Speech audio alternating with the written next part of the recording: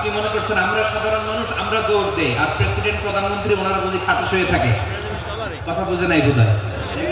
ভূমিকম্প, আর্থকোয়েক যদি হয়, বাঁচার জন্য আমরা কি করি? হয় খাটের তলায়, ডাইনিং টেবিলের নিচে, উপরে শক্ত কিছু আছে এটার নিচে, অথবা ঘর থুইয়া দাও দৌড়। তো প্রধানমন্ত্রী উনি কি করে?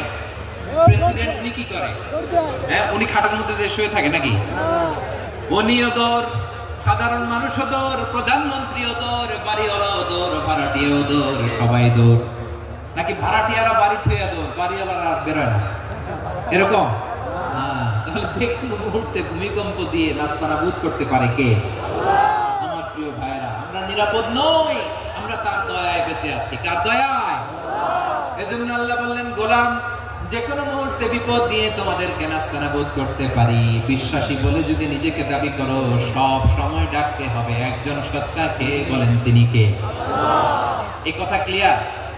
এই সবগুলো উদাহরণ শেষে সবার কাছে ক্লিয়ার হয়েছে না যে বিপদ থেকে, আপদ থেকে, পরীক্ষা থেকে, ক্যালামিটি থেকে আমাদেরকে কেউ বাঁচাতে পারে না একজন সত্তা ছাড়া। আবারও বলেন তো তিনি কে? ক্লিয়ার? হ্যাঁ, সবাই বুঝতে পারছেন? আচ্ছা, এবার আমরা দেখি বিষ্ণু ইসলামের জীবনে বিপদ আপদ